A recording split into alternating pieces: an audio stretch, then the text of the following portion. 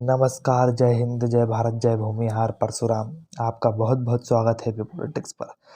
आज हम चर्चा करेंगे असलम चौधरी, जो कि बसपा के एमएलए थे ढोलाना सीट से, और अब सपा में चले गए। और उनने सपा में जाते ही कुछ ऐसा बयान दे डाला जो कि अखिलेश यादव के लिए मुस्लिम मुसीबत साबित हो सकता है और हिंदू वोट बैंक उनका कट सकता है। वो क्या बयान है, देखें हम। असलम चौधरी ने उनके क्षेत्र में एक बयान दिया।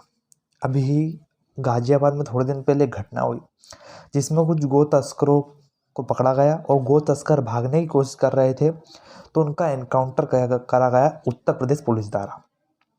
तो इस बात से गुस्साए सपा विधायक असलम चौधरी गुस्सा गए और उन्होंने धमकी दे डाली। आज धमकी में वो कह रहे हैं कि सरकार संभल ले, गो तस्करों का जो एनकाउंटर लिया है उसका बदला लेंगे विधायक से, इसकी वो बात कर रहे हैं। अभी ये मुसीबत नहीं है अखिलेश यादव के लिए तो और क्या है। क्यों? क्योंकि एक तो उनके लिए वैसे ही थप्पा पड़ा रहता है उनके ऊपर कि वो मुस्लिमों का ज़्यादा पक्ष लेते हैं, और उसके ऊपर से उनकी पार्टी का एक ही विधायक ऐसा बोल दे तो उनके लिए सोने पे सुहागा हो जाए। और अब बीजेपी को एक मौका और मिल गया है।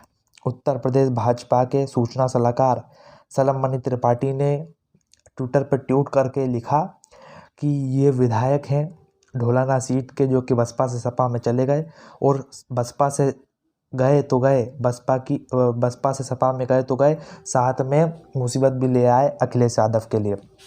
तो ये जो बयान है इसके हम क्या मायने निकालें? इस बयान के हम 3-4 मायने निकाल सकते हैं कि सपा विधायक बड़बोली में बोल गए, या सपा विधायक जो असलम चौधरी हैं वो उनको ऐसी भाषा का उपयोग नहीं करना चाहिए, क्योंकि गो तस्कर को पुलिस ने कोई जानबूझकर तो एनकाउंटर उनका करा नहीं था।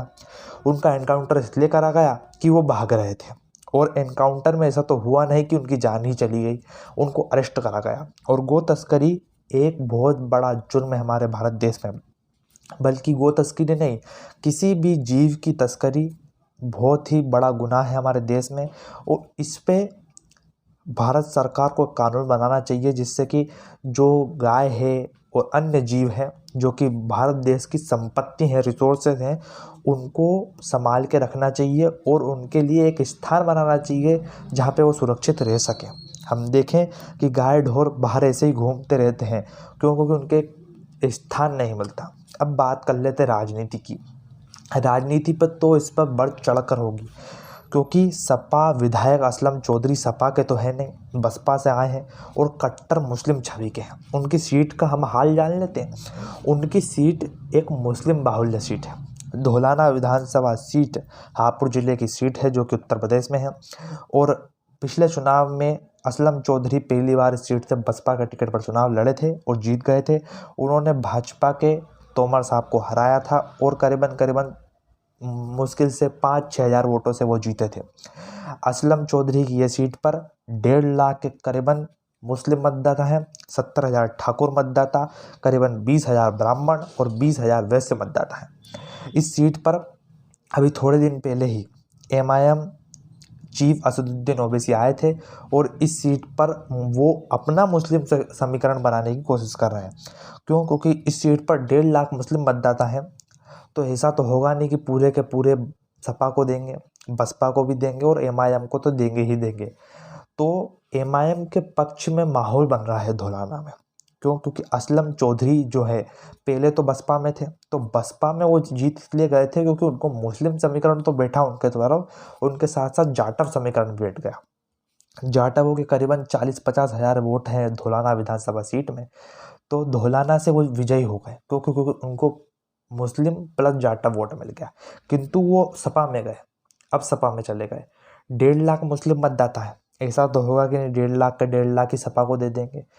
और सपा का जो कोर वोट बैंक है यादव, उसका इधर वोट बैंक नहीं है धौलाना साइड में। मुश्किल से करीबन 6-7 हज़ार यादव मतदाता हैं और मुस्लिम मतदाता एमआईएम में भी बटेंगे, सपा में भी बटेंगे, कांग्रेस चुनाव लड़ी तो कांग्रेस में भी बटेंगे। तो इस सीट पर भाजपा को इस बार फायदा हो सकता है। क्यों? क्योंकि भाजपा कट्टर हिंदुत्व है और भाजपा इस बार ठाकुर को ही इस सीट पर टिकट देगी। इस सीट पर क्या होता है वो तो आप समय ही बताएगा, किंतु ये बयान असलम चौधरी के द्वारा दिया गया है। ये सपा के लिए मुसीबत और भाजपा के लिए एक गेम चेंजर साबित होने वाला है। जय हिंद, जय भारत।